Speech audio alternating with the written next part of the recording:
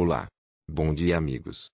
Estamos hoje terminando a série Conversando com Jesus sobre adoração, e quero fazer umas considerações finais sobre o tema, e que são bem relevantes. A adoração é o centro do grande conflito entre o bem e o mal. O Evangelho de Mateus registra que a última tentação que o inimigo fez ao Filho de Deus, no deserto, foi para que este o adorasse. Não seria de admirar que, nos últimos dias, ele fizesse a mesma coisa. Desde o início, ele sempre quis ser adorado. Essa é sua maior ambição. Josefa, pode citar para a gente o que está escrito em Isaías 14, dos versos 12 ao 14? Veja como você caiu do céu, ó estrela da manhã, filho da alva. Você pensava assim: subirei ao céu, exaltarei o meu trono acima das estrelas e me assentarei no monte da congregação, nas extremidades do norte.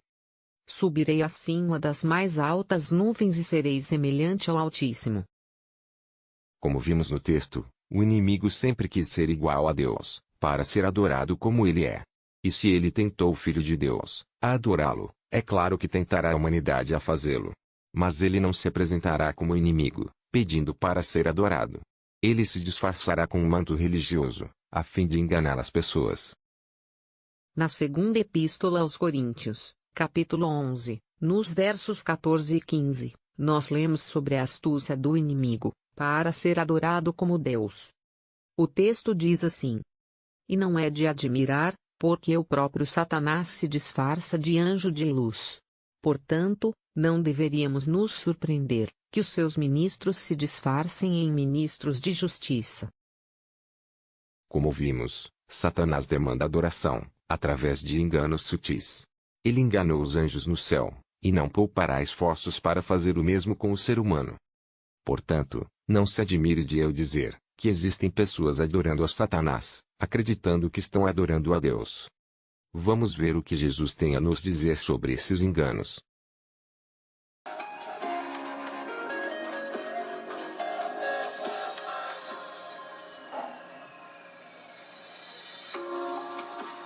Jesus, de que o Senhor nos adverte, em relação aos enganos sobre a adoração. Tomem cuidado para que ninguém engane vocês. Porque muitos vão aparecer fingindo ser eu, e dizendo: eu sou o Messias. E enganarão muitas pessoas. Muitos falsos profetas aparecerão, e enganarão muita gente. Aparecerão falsos profetas, e falsos messias, que farão milagres e maravilhas para enganar, se possível, até o povo escolhido de Deus. Prestem atenção. Eu estou lhes dizendo tudo isso, antes que aconteça. A Bíblia diz que Satanás se manifestará através do Anticristo nos últimos dias, o qual se opõe e se levanta contra tudo o que se chama Deus, ou é objeto de adoração, a ponto de assentar-se no santuário de Deus, apresentando-se como se fosse o próprio Deus. Segunda Epístola aos Tessalonicenses, capítulo 2, verso 4. No livro de Apocalipse, em contraste com a adoração da besta e da sua imagem, que está registrada no capítulo 13, vemos no início do capítulo 14, um chamado de Deus a toda nação, tribo, língua e povo, ou seja, a toda a humanidade. E que chamado é esse? É um chamado à verdadeira adoração.